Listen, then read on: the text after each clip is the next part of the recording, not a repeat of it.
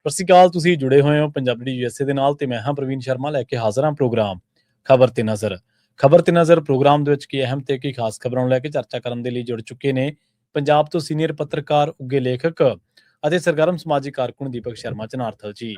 ਸ਼ਰਮਾ ਜੀ, ਸਤਿ ਸ਼੍ਰੀ ਅਕਾਲ, ਸਵਾਗਤ ਹੈ ਜੀ। ਸਤਿ ਸ਼੍ਰੀ ਅਕਾਲ ਪ੍ਰਵੀਨ ਜੀ, ਸਾਰੇ ਦਰਸ਼ਕਾਂ ਨੂੰ, ਸਰੋਤਿਆਂ ਨੂੰ ਪਿਆਰ ਭਰੀ ਸਤਿ ਸ਼੍ਰੀ ਅਕਾਲ। ਸਤਿ ਸ਼੍ਰੀ ਅਕਾਲ ਜੀ। ਪ੍ਰੋਗਰਾਮ ਦੇ ਵਿੱਚ ਅੱਗੇ ਵਧਣ ਤੋਂ ਪਹਿਲਾਂ ਧੰਨਵਾਦ ਕਰਦੇ ਜਿਹੜੇ ਸਪਾਂਸਰਸ ਦਾ, ਜਿਹੜੇ ਜ਼ਰੀਆ ਬਣਦੇ ਨੇ ਇਹਨਾਂ ਪ੍ਰੋਗਰਾਮਾਂ ਨੂੰ ਤੁਹਾਡੇ ਤੱਕ ਪਹੁੰਚਾਉਣ ਦੇ ਲਈ।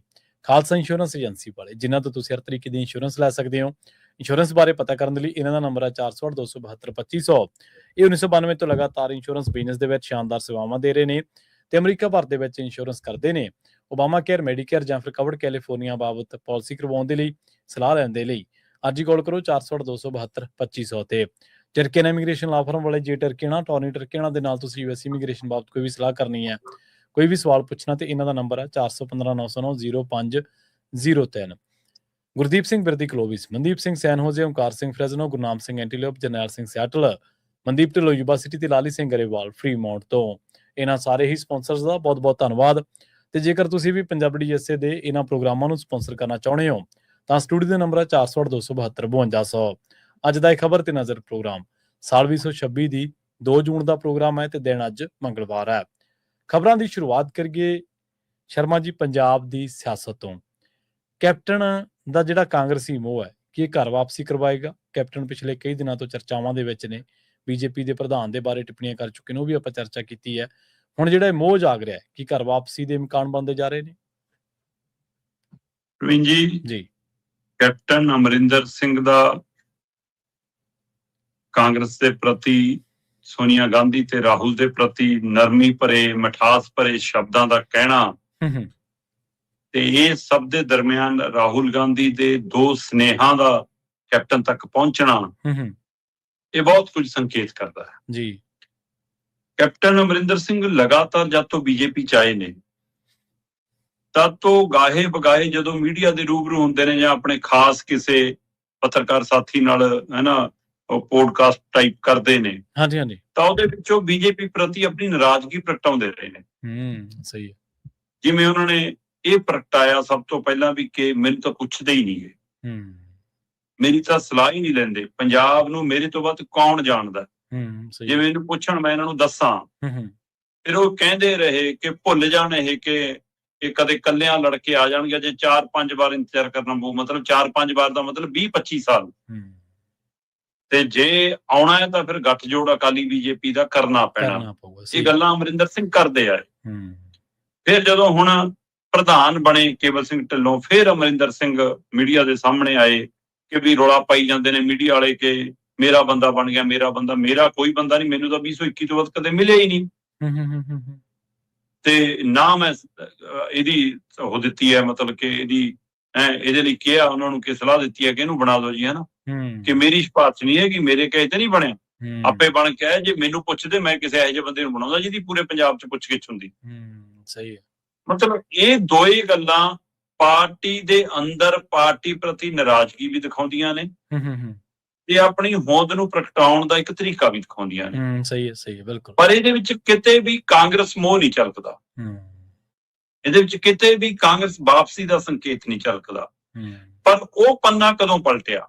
ਉਹ ਪੰਨਾ ਪਲਟਿਆ ਕੈਪਟਨ ਅਮਰਿੰਦਰ ਸਿੰਘ ਦੇ ਭਰਾ ਇਸ ਦੁਨੀਆ ਤੋਂ ਤੁਰ ਗਏ, ਤੇ ਜਦੋਂ ਉਹ ਗਏ ਤੇ ਉਹ ਤੋਂ ਬਾਅਦ ਅਮਰਿੰਦਰ ਸਿੰਘ ਨੇ ਇੱਕ ਅਦਾਰੇ ਨਾਲ ਗੱਲ ਕਰਦਿਆਂ ਆਪਣੀ ਪੋਸਟ ਦੇ ਰੂਪ ਚ ਵੀ ਇਹ ਗੱਲ ਫਿਰ ਚੈਨਲਾਂ ਨੇ ਚਲਾਈ। ਉਹ ਕਹਿੰਦੇ ਵੀ ਮੇਰਾ ਭਰਾ ਗਿਆ ਤੇ ਮੇਰੇ ਨਾਲ ਇੱਕ ਵੀ ਬੀਜੇਪੀ ਦੇ ਕਿਸੇ ਲੀਡਰ ਨੇ ਅਫਸੋਸ ਨਹੀਂ ਪ੍ਰਗਟਾਇਆ। ਮਤਲਬ ਉਹਨਾਂ ਦਾ ਇਸ਼ਾਰਾ ਹਾਈ ਕਮਾਂਡ ਦਿੱਲੀ, ਮੋਦੀ, ਅਮਿਤ ਸ਼ਾਹ ਜਾਂ ਉਸ ਸਾਰਿਆਂ ਵੱਲ। ਸਹੀ ਹੈ, ਬਿਲਕੁਲ। ਪਰ ਕਹਿੰਦੇ ਰਾਹੁਲ ਗਾਂਧੀ ਦਾ ਲੰਬਾ ਚੌੜਾ ਇੱਕ ਲਿਖਤ ਸੁਨੇਹਾ ਅਫਸੋਸ ਵਾਲਾ ਮੇਰੇ ਕੋਲ ਆਇਆ। ਉਹਨਾਂ ਨੇ ਟਵੀਟ ਜਾਂ SMS ਜੋ ਵੀ ਹੁੰਦਾ ਹੈ ਉਹ ਕੀਤਾ ਇਹਨਾਂ ਨੂੰ। ਫਿਰ ਉਹ ਕਹਿੰਦੇ ਮੇਰਾ ਜਨਮ ਦਿਨ ਸੀ, ਮੇਰੇ ਜਨਮ ਦਿਨ ਤੇ ਇੱਕ ਵੀ ਬੀਜੇਪੀ ਵਾਲਿਆਂ ਨੇ ਵਧਾਈ ਨਹੀਂ ਦਿੱਤੀ। ਇਹ ਵਧਾਈਆਂ ਵੀ ਮੈਨੂੰ ਗਾਂਧੀ ਪਰਿਵਾਰ ਵੱਲੋਂ, ਸੋਨੀਆ ਰਾਹੁਲ ਦੇ ਪਰਿਵਾਰ ਵੱਲੋਂ ਆਈਆਂ। ਕਹਿੰਦੇ ਇਹ ਫਰਕ ਹੈ ਜੀ ਸਾਡੇ ਕਾਂਗਰਸ ਦੇ ਤੇ ਬੀਜੇਪੀ ਦੇ ਕਲਚਰ ਦਾ। ਹੁਣ ਉਹਨਾਂ ਨੂੰ ਕਾਂਗਰਸ ਦਾ ਕਲਚਰ ਆਪਣਾ ਲੱਗਣ ਲੱਗ ਪਿਆ ਜੀ। ਹੁਣ ਉਹਨਾਂ ਨੂੰ ਗਾਂਧੀ ਪਰਿਵਾਰ ਆਪਣਾ ਲੱਗਣ ਲੱਗ ਪਿਆ। ਤੇ ਜਨਮ ਦਿਨ ਤਾਂ 2021-22 ਤੋਂ ਬਾਅਦ ਕਿੰਨੇ ਆਏ ਹੋਣੇ? ਜੇ 4 ਸਾਲ ਹੋ ਗਏ ਤਾਂ 4 ਸਾਲਾਂ 'ਚ 3-4 ਜਣੇ ਤਾਂ ਆ ਹੀ ਗਏ ਹੋਣਗੇ। ਸਹੀ ਗੱਲ ਆ। ਤੇ ਉਹਨਾਂ 'ਚ ਕਿੰਨੀ ਕੁ ਵਾਰ ਸੁਨੇਹਾ ਆ ਅੱਗੇ ਰਾਹੁਲ ਗਾਂਧੀ ਦਾ। ਇਹ ਹੁਣ ਅਚਾਨਕ ਆਉਣਾ, ਇਹਦੇ ਵੀ ਕੋਈ ਸੰਕੇਤ ਨੇ। ਸਹੀ ਹੈ। ਜਾਂ ਇਹ ਕੜੀ ਜੁੜ ਗਈ ਕਿ ਉਹ ਘਟਨਾ ਹੋ ਗਈ ਭਰਾ ਵਾਲੀ ਤੇ ਉਹ ਤੋਂ ਬਾਅਦ ਇਹ ਆ ਗਿਆ, ਇਸ ਲਈ ਇਹ ਤਰੀਕਾ ਕਰਨ ਨਾਲ ਸਮਝੀਏ। ਜਾਂ ਕਾਂਗਰਸੀਆਂ ਨੂੰ ਇਹ ਲੱਗਦਾ ਜਿਹੜੇ ਦਿੱਲੀ ਵਾਰ-ਵਾਰ ਗੇੜੇ ਮਾਰਨ ਜਾਂਦੇ ਨੇ, ਉਹ ਇਹ ਕਹਿੰਦੇ ਨੇ ਕਿ ਜੀ ਸ਼ਿੰਗਾਰ ਕੇ ਚਾਹੇ ਬਿਠਾ ਦਿਓ ਸਟੇਜ ਤੇ ਤਾਂ ਬਿਠਾ ਦਿਓ ਜੀ, ਇਹ ਤੋਂ ਬਿਨਾਂ ਨਹੀਂ ਆਪਣੀ ਗੱਲ ਬਣਨੀ। ਪੈਨ ਪੰਜਾਬ ਘੱਟੋ ਘੱਟ ਅਜੇ ਵੀ ਅਮਰਿੰਦਰ ਦੀ ਪੁੱਛ-ਗਿੱਛ ਹੈ ਜੀ। ਕੀ ਉਹਨਾਂ ਚੋਂ ਕਿਸੇ ਦੀ ਇੱਛਾ ਜਾਗ ਪਈ? ਜਿਹੜੇ ਹਟਾਉਣ ਗਏ ਸੀ ਅਮਰਿੰਦਰ ਨੂੰ, ਲਾਉਣ ਗਏ ਸੀ ਮੁੱਖ ਮੰਤਰੀ ਦੀ ਕੁਰਸੀ ਤੋਂ ਬਦਲਾਉਣ ਗਏ ਸੀ, ਕੀ ਉਹੀ ਚਾਹੁੰਦੇ ਨੇ ਕਿ ਅਮਰਿੰਦਰ ਨੂੰ ਬਿਠਾ ਦਿਓ ਜੀ, ਅਸੀਂ ਘੱਟੋ ਘੱਟ ਰੈਲੀਆਂ 'ਚ ਦਰਸ਼ਨੀ ਘੋੜਾ ਬਣਾ ਕੇ ਲੈ ਜਾ ਕਰੀਏ ਜੀ, ਸਾਡੀ ਗੱਲ ਬਣ ਜਾਵੇ। ਵੈਸੇ ਰਾਜਾ ਵੜਿੰਗ ਕਹਿ ਰਹੇ ਨੇ ਕਿ ਜੇ ਕਾਂਗਰਸ ਇੰਨੀ ਚੰਗੀ ਸੀ ਫਿਰ ਅਮਰਿੰਦਰ ਕਿਉਂ ਛੱਡ ਕੇ ਗਏ। 2 ਵਾਰ ਪਾਰਟੀ ਛੱਡ ਕੇ, 2 ਵਾਰ ਸੀਐਮ ਵੀ ਬਣਾਤਾ, 2 ਵਾਰ ਮਤਲਬ ਕਿ ਤੁਹਾਨੂੰ ਪਾਰਟੀ ਦਾ ਪ੍ਰਧਾਨ ਵੀ ਬਣਾਤਾ ਸੂਬੇ ਦਾ, ਤੁਹਾਨੂੰ ਕੈਬਨਿਟ 'ਚ ਵੀ ਲਿਆ, ਤੁਹਾਨੂੰ ਕੇਂਦਰ 'ਚ ਵੀ ਲਿਆ, ਤੁਹਾਨੂੰ ਮੰਤਰੀ ਵੀ ਬਣਾਇਆ ਹੈ। ਅਮਰਿੰਦਰ ਸਿੰਘ ਜਦੋਂ ਪਹਿਲੀ ਵਾਰ ਮੁੱਖ ਮੰਤਰੀ ਬਣੇ ਤਦ ਉਹਨਾਂ ਦੇ ਅਜਿਹੇ ਫੈਸਲੇ ਉਹਨਾਂ ਨੂੰ ਸਿੱਖਾਂ 'ਚ ਸਿੱਖ ਵਜੋਂ, ਪੰਜਾਬੀਆਂ 'ਚ ਪੰਜਾਬੀ ਵਜੋਂ, ਲੀਡਰਾਂ 'ਚ ਲੀਡਰ ਵਜੋਂ ਇਸ ਤਰ੍ਹਾਂ ਉਭਾਰ ਗਏ ਸੀ ਜੀ। ਸਹੀ ਲੈ ਵੀ ਇਹ ਸਭ ਦਾ ਮਤਲਬ 2 ਲੀਡਰ ਪਿਛਲੇ 30-40 ਮਤਲਬ ਜੇ ਗੱਲ ਕਰਾਂ ਸਾਲਾਂ 'ਚ 3-4 ਦਹਾਕਿਆਂ 'ਚ ਬਾਦਲ ਤੇ ਅਮਰਿੰਦਰ ਪੈਰਲਲ ਤੁਰੇ ਆਉਂਦੇ ਰਹੇ ਨੇ। ਬਾਦਲ ਇਸ ਦੁਨੀਆ ਤੋਂ ਚਲੇ ਗਏ ਤੇ ਅਮਰਿੰਦਰ ਸਿੰਘ ਮੁੱਖ ਰਾਜਨੀਤੀ ਧਾਰਾ ਤੋਂ ਕਿਨਾਰੇ ਹੋ ਗਏ। ਸਹੀ ਹੈ। ਤੇ ਅੱਜ ਦੀ ਤਰੀਕ 'ਚ ਪੰਜਾਬ ਦੇ ਵਿੱਚ ਕੋਈ ਵੀ ਲੀਡਰ ਅਜਿਹਾ ਨਹੀਂ ਜਿਹੜਾ ਪਾਰਟੀ ਦਾ ਵੀ ਚਿਹਰਾ ਹੋਵੇ ਤੇ ਪੰਜਾਬ ਦਾ ਵੀ ਚਿਹਰਾ ਬਣਨ ਦੀ ਕਾਬਲੀਅਤ ਰੱਖਦਾ ਹੋਵੇ। ਮਤਲਬ ਇਹ ਆਪਣੇ ਆਪ 'ਚ ਪਹਿਲੂ ਹੈ ਕਿ ਇਹਨਾਂ ਦੇ ਖਿਲਾਫ ਕਿੰਨੇ ਮਾਮਲੇ ਨੇ, ਇਹਨਾਂ ਦੇ ਭ੍ਰਿਸ਼ਟਾਚਾਰ ਦੇ ਕਿੰਨੇ ਮਾਮਲੇ ਨੇ, ਇਹਨਾਂ ਦੇ ਉੱਤੇ ਕਿੰਨੀ ਤਰ੍ਹਾਂ ਦੀ ਉਂਗਲ ਉੱਠਦੀ ਹੈ। ਪਰ ਇਸ ਤੋਂ ਬਾਅਦ ਕੋਈ ਵੀ ਪੈਨ ਪੰਜਾਬ ਲੀਡਰ ਨਹੀਂ ਸਾਨੂੰ ਮਿਲ ਰਿਹਾ। ਇਹ ਪੰਜਾਬ ਦੀ ਇੱਕ ਤਰਾਸਦੀ ਹੈਗੀ ਹੈ। ਉਸ ਤਰਾਸਦੀ ਵਿੱਚੋਂ ਕਾਂਗਰਸ ਨੂੰ ਕੀ ਲੱਗਦਾ ਕਿ ਸਾਡੀ ਕਸ਼ਤੀ ਅਮਰਿੰਦਰ ਦੇ ਨਾਲ ਹੋਣ ਨਾਲ ਪਾਰ ਹੋ ਸਕਦੀ ਹੈ। ਬੀਜੇਪੀ ਲਈ ਤਾਂ ਇੱਕ ਵਾੜ ਹੈ, ਬੀਜੇਪੀ ਤਾਂ ਇਹਨੂੰ ਪੁੱਛਦੀ ਨਹੀਂ। ਆਪਾਂ ਜੇ ਛਕਾਰ ਕੇ ਤੋੜ ਲਈ ਕੀ ਗੱਲ ਬਣ ਸਕਦੀ ਹੈ? ਕੀ ਇਹ ਸੋਚਿਆ ਜਾ ਰਿਹਾ? ਤੇ ਕੀ ਅਮਰਿੰਦਰ ਦੀਆਂ ਟਿੱਪਣੀਆਂ, ਅਮਰਿੰਦਰ ਦੇ ਬੋਲ ਇਹ ਸੰਕੇਤ ਕਰਦੇ ਨੇ ਕਿ ਮੈਨੂੰ ਬੁਲਾਉਤਾ ਸੀ, ਮੈਂ ਆਉਣ ਲਈ ਤਿਆਰ ਬੈਠਾ? ਕਿਉਂਕਿ ਸੰਘ ਦਾ ਫਾਰਮੂਲਾ, ਬੀਜੇਪੀ ਦਾ ਫਾਰਮੂਲਾ ਉਹ ਕਾਂਗਰਸੀਆਂ ਨੂੰ ਤਾਂ ਬਿਲਕੁਲ ਫਿੱਟ ਨਹੀਂ ਆਉਂਦਾ। ਹਾਂ, ਕਿਸੇ ਲਾਲਸਾ ਬਸ ਉੱਥੇ ਟਿਕੇ ਰਹਿਣਾ ਵੱਖਰੀ ਗੱਲ ਹੈ। ਜਿਹੜਾ ਕਾਂਗਰਸ ਦਾ ਕਲਚਰ ਹੈ ਨਾ, ਕਾਜੂ ਕਤਲੀ ਤੋਂ ਲੈ ਕੇ ਕਾਜੂ ਬਦਾਮਾਂ ਵਾਲਾ, ਸਹੀ ਹੈ ਨਾ, ਉੱਥੇ ਨਹੀਂ ਮਿਲਦਾ। ਉੱਥੇ ਦਾਲ ਚੌਲ ਖਾਣ ਨੂੰ ਮਿਲਦੇ ਤੇ ਪੱਤਲ ਵੀ ਆਪਣੀ ਆਪ ਸਿੱਟ ਕੇ ਆਉਣੀ ਪੈਂਦੀ ਹੈ। ਬਿਲਕੁਲ, ਹੈ ਨਾ। ਇਸ ਲਈ ਵੀ ਪਹਿਲੂ ਤੇ ਰਾਜਾ ਮਹਾਰਾਜੇ ਵਾਲਿਆਂ ਨੂੰ ਜਿਨ੍ਹਾਂ ਦੀ ਪੁੱਛ ਪ੍ਰਤੀ ਦਾ ਇੱਥੋਂ ਤੁਰਦੇ ਸੀ, ਦਿੱਲੀ ਲਾਲ ਕਾਰਪਟ ਵਿਛਦਾ ਸੀ, ਹੁਣ ਕੋਈ ਪੁੱਛਣਾ ਹੀ ਨਹੀਂ ਹੁੰਦਾ। ਸੋ ਇਸ ਲਈ ਇਹਦੇ ਬਹੁਤ ਸੰਕੇਤ ਨੇ। ਹੋ ਸਕਦਾ ਚੋਣਾਂ ਨੂੰ ਧਿਆਨ 'ਚ ਰੱਖਦਿਆਂ ਹੋਇਆ ਕਾਂਗਰਸ ਇਹ ਦਾ ਖੇਡਣ ਦੀ ਕੋਸ਼ਿਸ਼ ਕਰੇ। ਸਹੀ ਹੈ। ਉਹਦੇ ਨਾਲ ਕਿੰਨੇ ਕਾਂਗਰਸੀ ਖੁਸ਼ ਹੁੰਦੇ, ਕਿੰਨੇ ਨਾਰਾਜ਼ ਹੁੰਦੇ, ਬੀਜੇਪੀ ਨੂੰ ਕੋਈ ਫਰਕ ਪੈਂਦਾ ਨਹੀਂ ਪੈਂਦਾ, ਇਹ ਦੇਖਣ ਵਾਲੀ ਗੱਲ ਹੈ। ਪਰ ਮੈਨੂੰ ਲੱਗਦਾ ਅਮਰਿੰਦਰ ਤੇ ਕਾਂਗਰਸ 'ਚ ਜਾਣ ਦਾ ਜਾਂ ਬੀਜੇਪੀ 'ਚ ਰਹਿਣ ਦਾ ਦਬਾਅ ਘੱਟ ਵੱਧ ਹੈ। ਵੱਧ ਦਬਾਅ ਇਸ ਗੱਲ ਦਾ ਕਿ ਬਾਅਦ ਚੋਂ ਟੱਬਰ ਦੇ ਲਈ ਕੋਈ ਰਾਜਨੀਤੀ ਛੱਡ ਕੇ ਜਾਣੀ ਹੈ ਕਿ ਨਹੀਂ, ਉਹਨਾਂ ਨੂੰ ਫਿੱਟ ਕਰਨ ਦੇ ਚੱਕਰ 'ਚ ਕਦੇ ਇੱਧਰ ਤੇ ਕਦੇ ਉੱਧਰ ਹੋਣ ਨੂੰ ਫਿਰਦੇ ਨੇ। ਸਹੀ ਗੱਲ ਹੈ ਜੀ। ਖੁਆਰੀ ਹੈ। ਜਿਵੇਂ ਤੁਸੀਂ ਪੁਰਾਣੇ ਜਦੋਂ ਉਹ ਮੁੱਖ ਮੰਤਰੀ ਪਹਿਲਾਂ ਬਣੇ ਸੀਗੇ, ਉਹ ਗਵਰਨੈਂਸ ਮਾਡਲ ਉਹਨਾਂ ਦਾ ਅੱਜ ਵੀ ਯਾਦ ਕੀਤਾ ਜਾਂਦਾ। ਗੱਲ ਤਾਂ 2002 ਤੋਂ ਲੈ ਕੇ 7 ਦੀ ਹੈ, ਪਰ ਅੱਜ ਦੇਖੋ ਕਿੰਨੇ ਸਾਲਾਂ ਬਾਅਦ ਵੀ ਉਹ ਗੱਲ ਜਿਉਂ ਦੀ ਤਿਉਂ ਆ। ਉਸ ਤਰ੍ਹਾਂ ਦੇ ਮਾਡਲ ਨੂੰ ਲੋਕ ਉਡੀਕਦੇ ਨੇ, ਪਰ ਖੁਦ ਕੈਪਟਨ 2017 'ਚੋਂ ਮਾਡਲ ਨਹੀਂ ਦੇ ਸਕੇ ਤੇ ਫਿਰ ਉਹਨਾਂ ਦੀ ਕੀ ਸਿਆਸੀ ਵੁਕਤ ਰਹਿ ਜੂਗੀ ਉਹਨਾਂ ਦੀ। ਜੀ, ਅਗਲੀ ਗੱਲ ਕਰੀਏ ਸ੍ਰੀ ਅੰਮ੍ਰਿਤਸਰ ਸਾਹਿਬ ਦੀ ਸਾਕਾ ਨੀਲਾ ਤਾਰਾ ਦੀ ਬਰਸੀ ਦੇ ਮੌਕੇ ਜੀ ਅੰਮ੍ਰਿਤਸਰ ਨੂੰ, ਪੂਰੇ ਸ਼ਹਿਰ ਨੂੰ ਪੁਲਿਸ ਛਾਉਣੀ ਦੇ ਵਿੱਚ ਤਬਦੀਲ ਕਰ ਦਿੱਤਾ ਗਿਆ ਜੀ। ਪ੍ਰਵੀਨ ਜੀ, ਜੂਨ 1984 ਜੀ ਇੱਕ ਉਹ ਟੀਸ ਹੈ, ਇੱਕ ਉਹ ਪੀੜ ਹੈ ਜਿਹੜੀ ਜਦੋਂ ਤੱਕ ਦੁਨੀਆ ਰਹਿਣੀ ਆ ਤਾਂ ਇਹ ਦਰਦ, ਇਹ ਜ਼ਖਮ ਰਹਿਣੇ ਨੇ ਜੀ। ਬਿਲਕੁਲ। ਔਰ ਉਹ ਅੱਲੇ ਜ਼ਖਮਾਂ ਦੇ ਉੱਤੇ ਜਿੱਦਾਂ ਹੀ ਮਾੜਾ ਮੋਟਾ ਖਰਿੰਡ ਆਉਂਦਾ ਜਾਨੂੰ ਫਿਰ ਜੂਨ ਦਾ ਮਹੀਨਾ ਆ ਜਾਂਦਾ ਜੀ ਤੇ ਉਹ ਖਰਿੰਡ ਫਿਰ ਉਖੜ ਜਾਂਦੇ ਨੇ ਇੱਕ ਤਰ੍ਹਾਂ ਨਾਲ। ਜਿਸ ਤਰ੍ਹਾਂ ਸੱਚਖੰਡ ਸ੍ਰੀ ਦਰਬਾਰ ਸਾਹਿਬ ਤੇ ਹਮਲਾ ਹੋਇਆ, ਸ੍ਰੀ ਅਕਾਲ ਤਖਤ ਸਾਹਿਬ ਢਹਿ ਢੇਰੀ ਕੀਤਾ, ਉਸ ਤੋਂ ਬਾਅਦ ਇੰਦਰਾ ਦੇ ਕਤਲ ਤੋਂ ਬਾਅਦ ਜਿਸ ਤਰ੍ਹਾਂ ਦਿੱਲੀ ਦੇ ਵਿੱਚ ਸਿੱਖ ਕਤਲੇਆਮ ਹੋਇਆ, ਨਸਲਕੁਸ਼ੀ ਹੋਈ, ਉਹ ਸਾਰੇ ਵਰਤਾਰੇ ਤੇ ਉਹ ਇਹਨਾਂ ਜੂਨ ਮਹੀਨੇ ਦੇ ਪਹਿਲੇ ਹਫ਼ਤੇ ਦੀ ਉਹ ਸਾਰੀ ਫੌਜੀ ਕਾਰਵਾਈ ਦੇ ਹਵਾਲੇ ਨਾਲ ਮੁੜ ਕੇ ਜਹਨ ਦੇ ਵਿੱਚ ਇੱਕ ਫਿਲਮ ਦੇ ਰੂਪ 'ਚ ਘੁੰਮ ਜਾਂਦੇ ਨੇ ਜੀ। ਸਹੀ। ਤੇ ਜਦੋਂ ਇਹ ਪੰਨਾ ਫਰੋਲਿਆ ਜਾਂਦਾ ਤਦ ਸਰਕਾਰਾਂ ਨੂੰ ਫਿਕਰ ਚਿੰਤਾ ਹੋ ਜਾਂਦੀ, ਕਿਤੇ ਕੋਈ ਤਣਾਅ ਨਾ ਹੋ ਜਾਵੇ, ਕਿਤੇ ਕੋਈ ਟਕਰਾਅ ਨਾ ਹੋ ਜਾਵੇ, ਕਿਤੇ ਕੋਈ ਹਿੰਸਕ ਵਾਰਦਾਤ ਨਾ ਹੋ ਜਾਵੇ।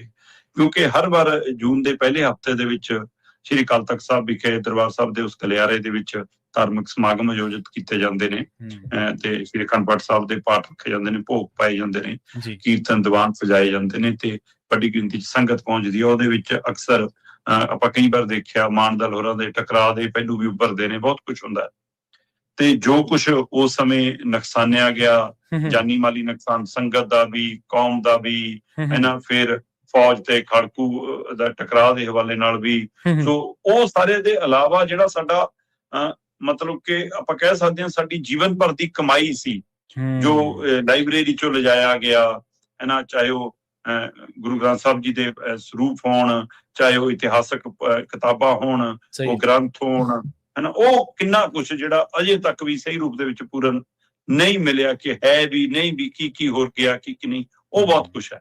ਸੋ ਇਸ ਲਈ ਇਹਨਾਂ ਦਿਨਾਂ ਦੇ ਵਿੱਚ ਉਹ ਸਾਰੀਆਂ ਸਥਿਤੀਆਂ, ਸਾਰੇ ਪਹਿਲੂ ਤਾਜ਼ੇ ਹੋ ਜਾਂਦੇ ਨੇ ਤੇ ਉਹਦੇ ਹਵਾਲੇ ਨਾਲ ਸੰਗਤ ਇੱਕ ਵੱਖਰੇ ਵਿਰਾਗ ਦੇ ਵਿੱਚ ਅੰਮ੍ਰਿਤਸਰ ਵਾਲੇ ਪਾਸੇ ਨੂੰ ਜਾਂਦੀ ਆ, ਤੇ ਉਹ ਅਗਲੀ ਤੋਂ ਅਗਲੀ ਪੀੜ੍ਹੀ ਦੇ ਵਿੱਚ ਫਿਰ ਸੰਚਾਰ ਵੀ ਹੁੰਦਾ ਕਿ ਹਾਂ ਆਪਣੇ ਨਾਲ ਇਹ ਹੋਇਆ, ਏਦਾਂ ਹੋਇਆ। ਉਹਦੇ ਵਿੱਚੋਂ ਮਤਲਬ ਸੱਤਾ ਨੂੰ ਹਮੇਸ਼ਾ ਡਰ ਲੱਗਦਾ ਰਹਿੰਦਾ ਕਿ ਲੈ ਵੀ ਇਹਦੇ ਨਾਲ ਮੇਰੇ ਤਖਤ ਦੇ ਪਾਵੇ ਨਾ ਹਿੱਲ ਜਾਣਗੇ। ਉਹ ਫਿਰ ਉਹਨਾਂ ਨੂੰ ਬਚਾਉਣ ਦੇ ਲਈ ਉਹਨਾਂ ਕੋਲ ਸਿਰਫ ਪੁਲਿਸ ਤੰਤਰ, ਸੁਰੱਖਿਆ ਤੰਤਰ ਇਹੀ ਹੁੰਦਾ। ਜਦੋਂ ਕਿ ਮਤਲਬ 47 ਵਾਲਾ ਆਪਾਂ ਕਿੰਨੀ ਵਾਰ ਜ਼ਿਕਰ ਕਰਦੇ ਹਾਂ ਕਿ 47 ਵਾਲੀ ਵੱਢ ਟੁੱਕ ਦਾ ਅੱਜ ਤੱਕ ਪੀੜ ਮਹਿਸੂਸ ਕਰਦੀਆਂ ਨੇ ਹੁਣ ਵਾਲੀਆਂ ਪੀੜ੍ਹੀਆਂ ਜਿਨ੍ਹਾਂ ਨੇ ਉਹ ਨਹੀਂ ਵੀ ਕੀਤਾ, ਹੈ ਨਾ। ਤੇ 84 ਚਾਹੇ ਜੂਨ 84 ਸੀ, ਚਾਹੇ ਦਿੱਲੀ ਦਾ ਸਿੱਖ ਕਤਲੇਆਮ ਸੀ, ਉਹ ਸਾਰੇ ਦੇ ਵਿੱਚ ਪੰਜਾਬ 'ਚ ਕੋਈ ਫਿਰਕੂਵਾਦ ਨਹੀਂ ਅਜਿਹਾ ਹੋਇਆ। ਬਿਲਕੁਲ ਠੀਕ ਹੈ, ਮਤਲਬ ਕਿ ਬੱਸਾਂ ਚੋਂ ਲਾ ਕੇ ਵੀ ਹਿੰਦੂ ਮਾਰੇ ਜਾਂਦੇ ਰਹੇ, ਘਰਾਂ 'ਚ ਵੀ ਨਿਸ਼ਾਨੇ ਤੇ ਬਣਦੇ ਰਹੇ, ਪਰ ਉਧਰ ਸਿੱਖ ਨੌਜਵਾਨ ਮੁੰਡੇ ਕੱਚੀ ਉਮਰੇ ਕਾਲਜ ਸਕੂਲ ਜਾਂਦੇ ਵੀ ਝੂਠੇ ਐਨਕਾਊਂਟਰਾਂ 'ਚ ਮਾਰੇ ਜਾਂਦੇ ਰਹੇ, ਹੈਨਾ। ਮਤਲਬ ਪੂਰੇ ਪੰਜਾਬ ਦਾ ਨੁਕਸਾਨ, ਜੇ ਪੁਲਿਸ ਵਾਲੇ ਮਰ ਰਹੇ ਨੇ ਉਹ ਵੀ ਪੰਜਾਬ ਦੇ, ਜੇ ਖੜਕੂ ਮਰ ਰਹੇ ਨੇ ਉਹ ਵੀ ਪੰਜਾਬ ਦੇ, ਜੇ ਝੂਠੇ ਪੁਲਿਸ ਮੁਕਾਬਲਿਆਂ 'ਚ ਨੌਜਵਾਨ ਪੀੜ੍ਹੀ ਜਾ ਰਹੀ ਹੈ ਉਹ ਵੀ ਪੰਜਾਬ ਦੀ, ਜੇ ਦੂਸਰੇ ਧਰਮਾਂ ਦੇ ਲੋਕ ਲਾ ਕੇ ਮਾਰੇ ਜਾ ਰਹੇ ਨੇ ਉਹ ਵੀ ਪੰਜਾਬ ਦੇ। ਪੰਜਾਬ ਨੁਕਸਾਨ ਹੈਗਾ ਤੇ ਆਰਥਿਕ ਤੌਰ ਤੇ ਬਹੁਤ ਸਾਡੇ ਤੇ ਪਾਇਆ। ਸਹੀ ਹੈ, ਬਿਲਕੁਲ। ਪਰ ਕਿਤੇ ਵੀ ਦੱਸ ਦੋ ਕਿ ਹਾਂ ਆਪਸ 'ਚ ਭਾਈਚਾਰਕ ਕਿਤੇ ਤੜੇੜ ਪਈ ਹੋਵੇ।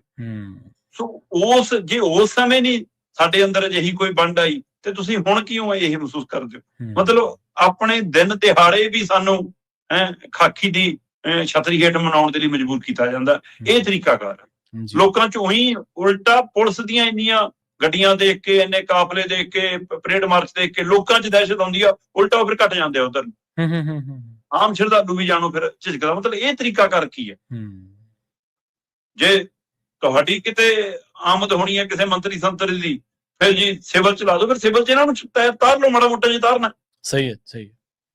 ਤੇ ਇਸ ਲਈ ਕੇਂਦਰੀ ਸੁਰੱਖਿਆ ਦਸਤੇ ਦੀਆਂ ਟੁਕੜੀਆਂ ਵੀ ਬੁਲਾਈਆਂ ਤੇ ਉਹ ਪੰਜਾਬ ਪੁਲਿਸ ਵੀ 3000 ਦੇ ਗੇਟ ਚਲਾਈ ਵੀ ਆ ਉੱਥੇ। ਕਮਿਸ਼ਨਰ ਗੁਰਪ੍ਰੀਤ ਭੁੱਲਰ ਕਹਿੰਦੇ ਅਸੀਂ SGPC ਨਾਲ ਸੰਪਰਕ 'ਚ ਮੀਟਿੰਗਾਂ ਹੋ ਗਈਆਂ, ਉਹ ਤੋਂ ਬਾਅਦ ਅਸੀਂ ਸਾਰੀ ਕਾਰਵਾਈ ਕੀਤੀ ਹੈ। ਠੀਕ ਹੈ ਜੀ। ਅਸਲ 'ਚ ਹੁਣ 6 ਜੂਨ ਤੱਕ ਅੰਮ੍ਰਿਤਸਰ ਪੁਲਿਸ ਛਾਉਣੀ 'ਚ ਤਬਦੀਲ ਰਹੂਗਾ ਜੀ। ਬਿਲਕੁਲ। ਤੇ ਅਗਲੀ ਗੱਲ ਕਰੀਏ ਮਜੀਠੀਆ ਦੀ, ਕਹਿੰਦੇ ਪੁਲਿਸ ਨੂੰ ਮਜੀਠੀਆ ਨਹੀਂ ਲੱਭ ਰਿਹਾ ਤੇ ਮਜੀਠੀਆ ਨੂੰ ਅਕਾਲੀ ਦਲ ਨਹੀਂ ਲੱਭ ਰਿਹਾ ਜੀ। ਬਿਲਕੁਲ, ਇਹਦੇ ਵਿੱਚ ਤਾਂ ਕੋਈ ਦੋ ਰਾਏ ਨਹੀਂ ਜੀ ਕਿ ਬਿਕਰਮ ਮਜੀਠੀਆ ਨੂੰ ਪੁਲਿਸ ਲੱਭਦੀ ਫਿਰਦੀ ਆ। ਲੁੱਕ ਆਊਟਸ ਨੋਟਸ ਜਾਰੀ ਕਰਤਾ ਕਿ ਜੀ ਵਿਦੇਸ਼ ਨਾ ਭੱਜ ਜਾਵੇ, ਦੇਸ਼ ਛੱਡ ਕੇ ਨਾ ਭੱਜ ਜਾਵੇ। ਤੇ ਅਗਲੇ ਕਹਿੰਦੇ ਵੀ ਸਾਡਾ ਪਾਸਪੋਰਟ ਤਾਂ ਪਹਿਲਾਂ ਹੀ ਜਮਾ, ਆਮਦਨ ਤੋਂ ਵੱਧ ਜਾਇਦਾਦ ਦੇ ਮਾਮਲੇ 'ਚ ਬਿਕਰਮ ਮਜੀਠੀਆ ਦਾ ਪਾਸਪੋਰਟ ਤਾਂ ਪਹਿਲਾਂ ਹੀ ਅਦਾਲਤ 'ਚ ਜਮਾ, ਕਿੱਥੇ ਚੱਲ ਜਾਣਾ। ਉਹ ਕਹਿੰਦੇ ਨਹੀਂ ਜੀ, ਨੇਪਾਲ ਵਾਲਾ ਬਾਰਡਰ ਵੀ ਟੱਪ ਜਾਂਦੇ ਬੰਦੇ। ਮਤਲਬ ਇਹ ਕੋਈ ਇਹੋ ਜਿਹਾ ਅਪਰਾਧੀ ਤਾਂ ਹੈ ਨਹੀਂਗਾ ਕਿ ਕਾਂਡ ਕਰਕੇ ਬਾਹਰ ਨੂੰ ਭੱਜ ਜਾਊਗਾ। ਨਰੋਲ ਰਾਜਨੀਤਿਕ ਮਸਲਾ। ਹੁਣ ਤਾਂ ਚਲੋ ਆਮਦਨ ਤੋਂ ਵੱਧ ਜਾਇਦਾਦ ਵਾਲੇ ਤੁਸੀਂ ਫਿਰ ਵੀ ਦੂਜੀ ਤਰ੍ਹਾਂ ਲੈ ਸਕਦੇ ਹੋ ਜੀ। ਇਹ ਤਾਂ ਨਰੋਲ ਚੋਣਾਂ ਨਾਲ ਜੁੜਿਆ ਹੋਇਆ ਤੇ ਅਗਲੀਆਂ ਚੋਣਾਂ ਤੱਕ ਜਾਣ ਵਾਲਾ ਰਾਜਨੀਤਿਕ ਮਸਲਾ। ਤੇ ਜਿਹੜੇ ਬੰਦੇ ਨੇ ਤਿਆਰੀ ਕੀਤੀ ਹੈ ਕਿ ਮਜੀਠੇ ਦਾ ਜਰਨੈਲ ਬਣ ਕੇ ਰਹਿਣਾ, ਮੈਂ ਚੋਣਾਂ ਲੜਾਉਣੀਆਂ ਵੀ ਤੇ ਲੜਨੀ ਵੀ ਹੈ, ਉਹ ਐਂਦੇ ਛੱਡ ਕੇ ਭੱਜੂਗਾ। ਇਹਦੀਆਂ ਚਰਚਾਵਾਂ ਨੇ। ਪਰ ਸਰਕਾਰਾਂ ਜਾਂ ਆਮ ਆਦਮੀ ਪਾਰਟੀ ਜਿਹੜਾ ਨੈਰੇਟਿਵ ਸਿਰਜਣਾ ਚਾਹੁੰਦੀ ਹੁੰਦੀ ਆ, ਉਹ ਇਹੀ ਤਰੀਕਾਕਾਰ ਹੈ ਕਿ ਇਸੇ ਘਟਨਾ ਨੂੰ ਬਣਾ ਦਿਓ ਕਿ ਇਹੀ ਘਟਨਾ ਅੱਜ ਪੰਜਾਬ ਦਾ ਮੁੱਖ ਮਸਲਾ ਹੈ। ਬਿਲਕੁਲ। ਇਹ ਇੱਧਰ ਨੂੰ ਸਾਰੀ ਕਹਾਣੀ ਘੁਮਾ ਦਿਓ। ਪਰ ਉਧਰ ਜਿਹੜਾ ਕਿਸੇ ਸਮੇਂ ਬਿਕਰਮ ਮਜੀਠੀਆ ਦਾ ਨੱਕ ਦਾ ਬਾਲ ਸੀ, ਹੁਣ ਆਪ ਦਾ ਹਲਕਾ ਇੰਚਾਰਜ ਹੈ, ਉਹਦੀ ਵੀਡੀਓ ਵੀ ਆ ਗਈਆਂ ਕਿ ਉਹ ਥਾਣੇ 'ਚ ਜਾ ਕੇ ਕਿਹੜੇ ਫੁੱਲ ਪਾ ਰਿਹਾ। ਸਹੀ ਹੈ ਜੀ। ਤਲਵਿੰਦਰ ਗਿੱਲ। ਲੋਕ ਪੁੱਛ ਰਹੇ ਨੇ ਕਿ ਭਾਈ ਹੁਣ ਥਾਣੇ 'ਤੇ ਹਮਲਾ ਨਹੀਂ ਹੋਇਆ, ਹੁਣ ਅਮਨ ਕਾਨੂੰਨ ਦੀ ਸਥਿਤੀ ਭੰਗ ਨਹੀਂ ਹੋਈ, ਅਗਲਾ ਤਾਂ ਛੁਡਾ ਕੇ ਲੈ ਗਿਆ। ਤੇ ਫਿਰ ਬਿਕਰਮ ਮਜੀਠੀਆ ਦੇ ਮਾਮਲੇ 'ਚ ਕਾਰਵਾਈ ਹੋ ਸਕਦੀ ਹੈ, ਫਿਰ ਰਵਨੀਤ ਬਿੱਟੂ ਦੇ ਮਾਮਲੇ 'ਚ ਕਿਉਂ ਨਹੀਂ ਹੋਈ ਜੀ ਕਾਰਵਾਈ? ਉਹਨੇ ਤਾਂ ਕਿਸੇ ਦੀ ਦਾੜੀ ਨੂੰ ਹੱਥ ਲਾਇਆ ਤੇ ਕਿਸੇ ਨੂੰ ਮੁੱਕਾ ਮਾਰਨ ਦੀ ਕੋਸ਼ਿਸ਼ ਕੀਤੀ ਤੇ ਕਿਸੇ ਨੂੰ ਦਲਾਲ ਕਿਹਾ ਤੇ ਕਿਸੇ ਨੂੰ ਕੁਛ ਕਿਹਾ, ਹੈ ਨਾ। ਤੇ ਉਹ ਪੁਲਿਸ ਨਾਲ ਟਕਰਾ, ਉੱਥੇ ਨਹੀਂ ਅਮਨ ਕਾਨੂੰਨ ਦੀ ਸਥਿਤੀ ਭੰਗ ਹੋਈ, ਉੱਥੇ ਨਹੀਂ FIR ਹੁੰਦੀ ਜੀ। ਸਹੀ, ਉੱਥੇ ਕਿਉਂ ਨਹੀਂ? ਬਿਲਕੁਲ। ਸੋ ਇਸ ਲਈ ਸਵਾਲ ਇਹ ਨਹੀਂਗਾ ਕਿ ਵਿਕਰਮ ਮਜੀਠੀਆ ਤੇ ਕਾਰਵਾਈ ਕਿਉਂ, ਫਿਰ ਬਾਕੀਆਂ ਤੇ ਕਿਉਂ ਨਹੀਂ? ਇਹ ਤੋਂ ਵਿੱਚੋਂ ਫਿਰ ਰਾਜਨੀਤਿਕ ਝਲਕਾਰਾ ਮਿਲਦਾ ਲੋਕਾਂ ਨੂੰ। ਹੁਣ ਵਿਕਰਮ ਮਜੀਠੀਆ ਨੂੰ ਪਤਾ ਵੀ ਜੇ ਤੁਸੀਂ ਪੁਲਿਸ ਨਾਲ ਨਜਿੱਠ ਰਹੇ ਹੋ ਤਾਂ ਅਸੀਂ ਫਿਰ ਅਦਾਲਤੀ ਨਜਿੱਠਾਂਗੇ। ਹੁਣ ਜਦੋਂ ਤੱਕ ਜ਼ਮਾਨਤ ਨਹੀਂ ਮਿਲਦੀ ਤਦ ਤੱਕ ਤਾਂ ਵਿਕਰਮ ਮਜੀਠੀਆ ਸਾਹਮਣੇ ਨਹੀਂ ਆਉਂਦਾ ਜੀ। ਉਹ ਸੱਜੇ ਖੱਬੇ ਰਹਿੰਦਾ ਤੇ ਉਹਦਾ ਨਜ਼ਲਾ ਗਿਰ ਗਿਆ SSP ਰੂਰਲ ਦੇ ਉੱਤੇ ਕਿ ਵੀ ਨਾ ਤਾਂ ਤੂੰ ਚੋਣ ਵਾਲੇ ਦਿਨ ਸਾਡੇ ਨਾਲ ਸੀ, ਨਾ ਤੂੰ ਥਾਣੇ 'ਚ ਜਦੋਂ ਕਾਰਵਾਈ ਹੋਈ ਤਾਂ ਨਾ ਤੂੰ ਸਾਡੇ ਨਾਲ ਸੀ, ਜਦੋਂ ਮਤਲਬ ਕਿ ਵਿਕਰਮ ਮਜੀਠੀਆ ਲੱਭਣ ਦੀ ਵਾਰੀ ਤਾਂ ਤੂੰ ਸਾਡੇ ਨਾਲ ਨਹੀਂ ਸੀ। ਅਗਲੇ ਕਹਿੰਦੇ ਸਰਕਾਰ ਸਾਡੀ ਤੇ ਕੰਮ ਤੂੰ ਕਿਸੇ ਹੋਰ ਦਾ ਕਰੀ ਜਾਣਾ, ਚੱਲ ਤੇਰੀ ਬਦਲੀ ਕਰੀਏ। ਉਹਦੇ ਚੱਕਰ 'ਚ ਮੈਨੂੰ ਤੇਰਾ ਚੋਰਾ ਹੋਰ ਬਦਲ ਦਿੱਤਾ ਤਾਂ ਕਿ ਲੋਕਾਂ ਨੂੰ ਐਂ ਲੱਗੇ ਕਿ ਬਦਲੀਆਂ ਕਰਨੀਆਂ ਹੀ ਸੀ। ਜੀ ਸਹੀ। ਹੁਣ ਉਧਰ ਅਦਾਲਤ ਨੇ ਨੋਟਿਸ ਕਰਤਾ DGP ਨੂੰ ਵੀ, ਪੰਜਾਬ ਸਰਕਾਰ ਨੂੰ ਵੀ, SSP ਨੂੰ ਵੀ, SHO ਨੂੰ ਵੀ ਕਿ ਲਿਆਓ ਵੀ 2 ਸਾਲ ਇਹ ਕੀ ਲੋੜ ਪੈਗੀ ਤੁਹਾਨੂੰ ਇਹੋ ਜਿਹੀ ਕਾਰਵਾਈ ਕਰਨ ਦੀ। ਠੀਕ ਹੈ ਜੀ, ਸਾਨੂੰ ਜਵਾਬ ਦੇਣ ਲਈ 1 ਦਿਨ ਦੇ ਦਿਓ। ਕੱਲ ਦਾ ਦਿਨ ਮੰਗ ਲਿਆ, ਹੁਣ ਅੱਜ ਜਵਾਬ ਤੱਕ ਦੇਖਦੇ ਹਾਂ ਕੀ ਕਰਦੇ।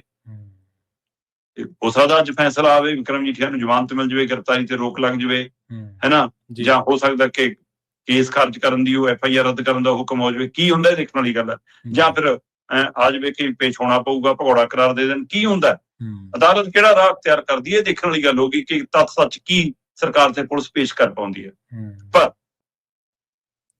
ਜੇ ਨਿਰੋਲ ਰਾਜਨੀਤਿਕ ਮਸਲਾ ਤੇ ਫਿਰ ਅਕਾਲੀ ਦਲ ਧਰਤੀ ਤੇ ਨਜ਼ਰ ਕਿਉਂ ਨਹੀਂ ਆਉਂਦਾ?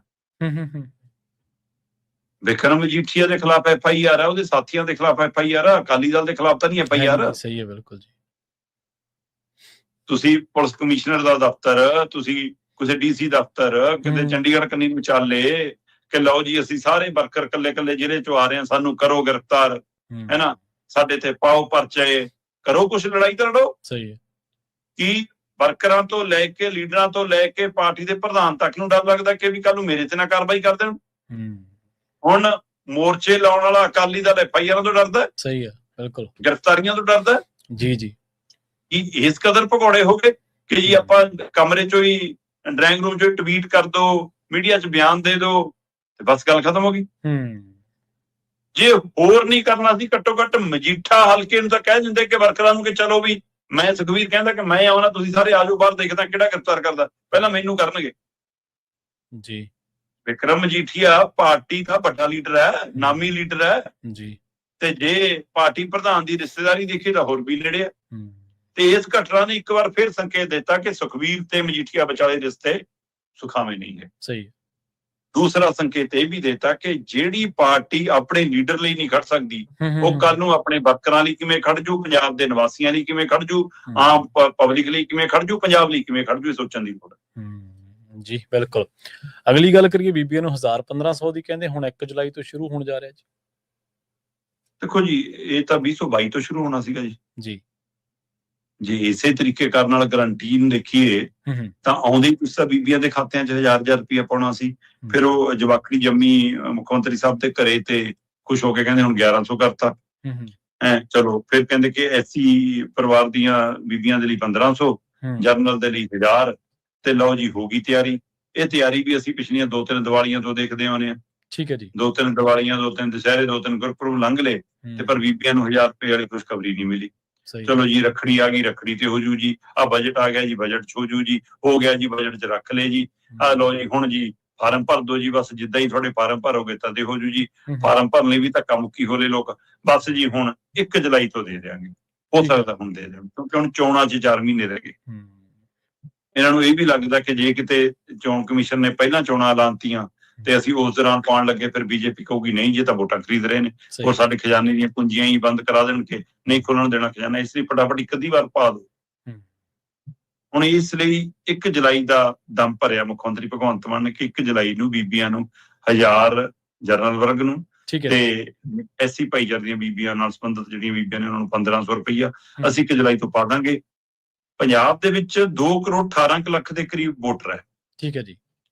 2 ਕਰੋੜ 18 ਲੱਖ ਦੇ ਵਿੱਚੋਂ 90 ਲੱਖ ਦੇ ਕਰੀਬ ਮਹਿਲਾ ਵੋਟਰ ਹੈ।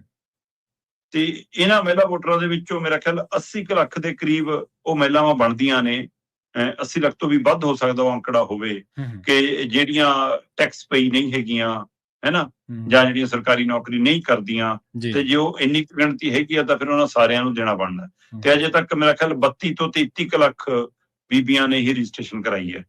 ਤਾਂ ਕੀ 1 ਜੁਲਾਈ ਨੂੰ ਸਿਰਫ ਇਹਨਾਂ ਨੂੰ ਮਿਲੂਗਾ? ਜਿਹੜੀਆਂ ਬਾਕੀ ਮਤਲਬ ਕਿ 48-50 ਲੱਖ ਬੀਬੀਆਂ ਰਹਿ ਜਾਣਗੀਆਂ ਪਿੱਛੇ, ਫਿਰ ਉਹਨਾਂ ਦੀ ਵਾਰੀ ਕਦੋਂ ਆਊਗੀ? ਜਾਂ ਉਹ ਮਤਲਬ ਕਿ ਸਾਰਿਆਂ ਨੂੰ ਖਾਤਿਆਂ ਦਾ ਕਿਹਦਾ ਡਾਟਾ ਨਹੀਂ ਹੈਗਾ ਜੀ ਖਾਤਿਆਂ ਦਾ? ਜੀ ਸਰਕਾਰਾਂ ਚਾਹਣ ਤਾਂ ਵੋਟਰ ਕਾਰਡ, ਜੇ ਆਧਾਰ ਕਾਰਡ ਆਪਸ ਚ ਸਾਰਾ ਕੁਝ, ਪੈਨ ਕਾਰਡ ਆਪਸ ਜੁੜਿਆ, ਤਾਂ ਕੀ ਨਹੀਂ ਪਤਾ ਕਿ ਕੌਣ ਕਿਹੜਾ ਸਰਕਾਰੀ ਕੀ ਹੈ। ਸੋ ਇਸ ਲਈ ਇਹ ਤਾਂ ਕੋਈ ਬੜੀ ਗੱਲ ਨਹੀਂ ਕਿ ਜੇ ਸਰਕਾਰ ਪਾਉਣਾ ਚਾਹਵੇ, ਪਰ ਸਵਾਲ ਤਾਂ ਇਹ ਹੈ ਜੀ ਕਿ ਉਹਦੇ ਲਈ ਕਰਨਾ ਕੀ ਹੈ। ਕਿੰਨੀ ਵਾਰ ਕੋਸ਼ਿਸ਼ਾਂ ਹੋਈਆਂ ਕਿ ਆਹ ਜ਼ਮੀਨ ਲੇਖੇ ਲਾ ਦਿਓ, ਪਾਵਰਕੌਮ ਦੀ ਲਾ ਦਿਓ, ਮੰਡੀ ਬੋਰਡ ਦੀ ਲਾ ਦਿਓ, ਕਿਸਾਨਾਂ ਦੀ ਐਕਵਾਇਰ ਕਰ ਲਓ, ਲੈਂਡ ਪੂਲਿੰਗ ਲਿਆਓ, ਕਿਸੇ ਹਿੱਲੇ ਪੈਸਾ ਲਿਆਓ ਤਾਂ ਕਿ ਆਪਾਂ ਇਹ ਯੋਜਨਾ ਨੂੰ ਅਮਲੀ ਜਾਮਾ ਪਹਿਨਾਈਏ ਤੇ ਆਪਣੀਆਂ ਚੋਣਾਂ ਜੋਗਾ ਵੀ ਇਕੱਠਾ ਕਰ ਲਈਏ। ਜੀ ਸਹੀ ਹੈ। ਉਹ ਸਾਰਿਆਂ ਦੇ ਵਿੱਚ ਪੰਜਾਬ ਦੇ ਸਿਰ ਦੇ ਲੋਕ ਰਾਹ ਰੋਕਦੇ ਰਹੇ ਕਿ ਐ ਨਹੀਂ ਕਰਨ ਦਿੰਦੇ, ਪਰ ਐਂ ਤਾਂ ਨਹੀਂ ਦੇ ਹੁਣੇ ਜੀ। ਪੈਸੇ ਖਜ਼ਾਨਾ ਤਾਂ ਖਾਲੀ ਹੈ ਦੋਸਤੋ, ਡੀਏ ਤਾਂ ਦੇ ਨਹੀਂ ਹੁੰਦਾ, ਤਨਖਾਹ ਤਾਂ ਦੇ ਨਹੀਂ ਹੁੰਦੀਆਂ। ਸਹੀ ਹੈ। ਫਿਰ ਇਹ ਪੈਸਾ ਕਿੱਥੋਂ ਆਊਗਾ? ਤਿਆਰ ਰਹੋ ਪੰਜਾਬੀਓ, ਤੁਹਾਤੋਂ ਹੀ ਲੈ ਕੇ ਤੁਹਾਡੇ ਸਿਰ ਤੇ ਹੀ ਕਰਜ਼ਾ ਚੱਕ ਕੇ ਤੁਹਾਡੇ ਬੋਝੇ ਚ 1000-1500 ਪਾਉਣਾ ਤਾਂ ਕਿ ਤੁਸੀਂ ਉਹਨਾਂ ਲਈ ਵੋਟ ਬੈਂਕ ਬਣ ਸਕੋ, ਤੁਹਾਡੀ ਵੋਟ ਖਰੀਦਣੀ ਤੇ ਉਹ ਤੋਂ ਬਾਅਦ ਕਰਜ਼ੇ ਦੀਆਂ ਕਿਸ਼ਤਾਂ ਵੀ ਤੁਸੀਂ ਉਤਾਰਨੀਆਂ। ਇਹ ਡਰਾਮਾ ਇੱਕ ਨਵਾਂ ਕੱਲ ਮੁੱਖ ਮੰਤਰੀ ਸਾਹਿਬ ਨੇ ਕੀਤਾ ਕਿ ਲਓ ਜੀ ਅਸੀਂ ਜੀ ਜਿਹੜੇ ਸਹਿਕਾਰੀ ਬੈਂਕ ਨੇ ਉਹਨਾਂ ਦਾ ਖੋਲਤਾ ਜੀਰਾ, ਕਿਸਾਨ ਚੱਕੋ ਜੀ ਇੰਨਾ ਕਰਜ਼ਾ। ਸਹੂਲਤ ਦੇਣੀ ਸੀ, ਰਾਹਤ ਦੇਣੀ ਸੀ, ਸਰਕਾਰ ਨੇ ਸਬਸਿਡੀ ਦੇਣੀ ਸੀ ਕਿ ਕਰਜ਼ੇ ਦਿਵਾਉਣੇ ਸੀ? ਇਹ ਸੋਚਣ ਦੀ ਲੋੜ ਹੈ। ਬਿਲਕੁਲ ਜੀ। ਜਦੋਂ ਅਸਲ ਦੇ ਵਿੱਚ ਨਾ ਸਿਆਸੀ ਟ੍ਰਿਕਾਂ ਕੰਮ ਕਰਨ ਲੱਗ ਪੈਣ ਫਿਰ ਉਹ ਪੱਕੇ ਪੈ ਜਾਂਦੀਆਂ। ਬਿਹਾਰ ਦੇ ਵਿੱਚ ਇਹੀ ਕੀਤਾ ਭਾਜਪਾ ਨੇ, ਲੋਕਾਂ ਦੇ ਖਾਤਿਆਂ 'ਚ 10-10 ਹਜ਼ਾਰ ਰੁਪਇਆ ਪਾਤਾ, ਸਰਕਾਰ ਰਿਪੀਟ ਕਰ ਲਈ, ਨਿਤਿਸ਼ ਕੁਮਾਰ ਨੂੰ ਚਲਾ ਕੇ ਉਹ ਮਾਰਿਆ, ਆਪਦੀ ਸਰਕਾਰ ਬਣਾ ਲਈ। ਇਹ ਪੈਟਰਨ ਕੰਮ ਕਰ ਰਿਹਾ। ਅਗਲੇ ਪੈਟਰਨ ਦੀ ਗੱਲ ਕਰੀਏ ਸ਼ਰਮਾ ਜੀ, ਗੱਲ ਕਰੀਏ ਪੱਛਮੀ ਬੰਗਾਲ ਦੀ, ਮਮਤਾ ਦੀ ਪਾਰਟੀ ਦੋ ਫਾੜ ਹੋਣ ਲੱਗੀ ਹੈ ਜੀ, ਨਜ਼ਰ ਆਉਣ ਲੱਗੀ ਹੈ। ਦੋ ਫਾੜ ਦੇ ਵਿੱਚ ਲੋਕ ਇਹਨੂੰ ਵੀ ਬੀਜੇਪੀ ਦੀ ਸਿਆਸਤ ਦੇ ਨਾਲ ਹੀ ਜੋੜ ਰਹੇ ਨੇ ਜੀ।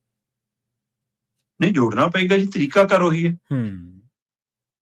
ਜੋ ਮਹਾਰਾਸ਼ਟਰ ਚ ਹੋਇਆ, ਚਾਹੇ ਉਹ ਸ਼ਿਵ ਸੈਨਾ ਵਾਲਾ ਮਾਮਲਾ ਹੋਵੇ, ਹੈ ਨਾ, ਸ਼ਿੰਦੇ ਵਾਲਾ ਮਾਮਲਾ ਹੋਵੇ, ਚਾਹੇ ਉੱਥੇ ਦੂਸਰਾ ਉਹ ਪਾਰਟੀ ਹੈ ਜਿਹੜੀ ਇਹਨਾਂ ਦੀ, ਹੈ ਨਾ, ਸ਼ਰਦ ਪਵਾਰ ਵਾਲੀ, ਉਹਦੇ ਵਾਲਾ ਮਾਮਲਾ ਹੋਵੇ। ਇਹ ਦੋਵੇਂ ਪਾਰਟੀਆਂ ਨਾਲ ਕੀ ਕੁਛ ਹੋਇਆ, ਉਸੇ ਤਰੀਕੇ ਕਰਨ ਵਾਲਾ ਇੱਥੇ ਆ। ਇੱਥੇ ਐਮਪੀਆਂ ਦੇ ਉੱਤੇ ਵੀ ਨਜ਼ਰ ਆ ਤੇ ਐਮਐਲਏ ਦੇ ਉੱਤੇ ਵੀ ਨਜ਼ਰ ਆ। ਤਰੀਕਾਕਾਰ ਇਹੀ ਆ ਕਿ ਤੋੜ ਕੇ ਇੱਕ ਗਰੁੱਪ ਬਣਵਾਓ, ਉਹ ਗਰੁੱਪ ਚ 2/3 ਲਿਆਓ, ਸਿੱਧੇ ਬੀਜੇਪੀ ਚ ਨਾ ਲਿਆਓ ਤਾਂ ਕਿ ਵਿਰੋਧੀ ਧਿਰ ਵੀ ਨੂੰ ਆਪਣੀ ਹੋਵੇ ਤੇ ਉਹਨਾਂ ਨੂੰ ਕਹੋ ਵੀ ਕਿ 2/3 ਤੁਹਾਡੇ ਕੋਲ ਹੈ, ਇਸ ਲਈ ਪਾਰਟੀ ਦਾ ਨਾਮ ਵੀ ਤੁਹਾਡੇ ਕੋਲ, ਪਾਰਟੀ ਦਾ ਚਿੰਨ੍ਹ ਵੀ ਤੁਹਾਡੇ ਕੋਲ। ਇਹੀ ਕੋਸ਼ਿਸ਼ ਪੰਜਾਬ ਦੇ ਵਿੱਚ ਕਿਤੇ ਨਾ ਕਿਤੇ ਉਮੀਦ ਸੀ ਕਾਂਗਰਸ ਨੂੰ ਕਿ ਜੇ ਪੁਨਰ ਸਰਜੀਤ ਪੈਰ ਲਾ ਗਈ ਅਸੀਂ ਕਰਾ ਲਾਂਗੇ। ਸਹੀ ਹੈ। ਪਰ ਇਹ ਪੰਜਾਬ ਥੋੜਾ ਜਿਹਾ ਵੱਖਰਾ, ਜਦ ਕਿ ਇੱਥੇ ਔਖਾ ਨਹੀਂ ਸੀ। ਪ੍ਰਵੀਨ ਜੀ, ਪੰਜਾਬ ਦੇ ਵਿੱਚ ਜੇ ਤਿੰਨਾਂ ਚੋਂ 2 ਐਮਐਲਏ ਵੀ ਇੱਕ ਪਾਸੇ ਚਲੇ ਜਾਂਦੇ, ਪਾਰਟੀ ਲਈ ਤਾਂ ਚੁਣੌਤੀ ਖੜੀ ਹੋ ਗਈ ਸੀ। ਹੁਣ ਤਿੰਨੇ ਅੱਡ ਨੇ, ਅਕਾਲੀ ਦਲ ਕੋਲ 3 ਐਮਐਲਏ ਨੇ ਨਾ, ਐਮਪੀ 1 ਹੈ ਤੇ ਤਿੰਨਾਂ ਚੋਂ ਜੇ 2 ਇੱਕ ਪਾਸੇ ਹੁੰਦੇ ਤਾਂ ਪਾਰਟੀ ਤਾਂ ਉਧਰ ਹੁੰਦੀ ਅਕਾਲੀ ਦਲ।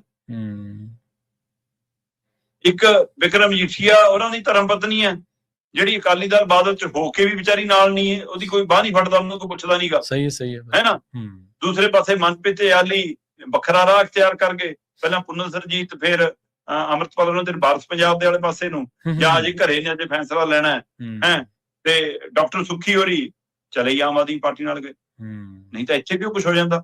ਹੁਣ ਉੱਥੇ ਕੀ ਹੋਇਆ ਕਿ ਪਿਛਲੇ ਦਿਨੀ ਬੀਬੀ ਨੂੰ ਲੱਗਿਆ ਕਿ ਮਮਤਾ ਬੈਨਰਜੀ ਨੂੰ ਕਿ ਵੀ ਆਹ 2 ਬੰਦੇ ਤੰਗ ਕਰਦੇ, ਉਹਨੇ 2 ਐਮਐਲਏ ਤੇ ਉਹਨਾਂ ਨੂੰ ਕਾਂਗਰਸ ਚੋਂ ਕੱਢਤੇ ਤੇ ਕਹਿੰਦੇ ਕਿ ਉਹ 2 ਐਮਐਲਏ ਦਮ ਭਰੇ ਕਿ ਸਾਡੇ ਨਾਲ ਤਾਂ 50 ਐਮਐਲਏ। ਠੀਕ ਹੈ। ਅੱਛਾ। ਮਮਤਾ ਬੈਨਰਜੀ ਨੇ ਸਰਕਾਰ ਦੇ ਖਿਲਾਫ ਇੱਕ ਪ੍ਰਦਰਸ਼ਨ ਕੀਤਾ।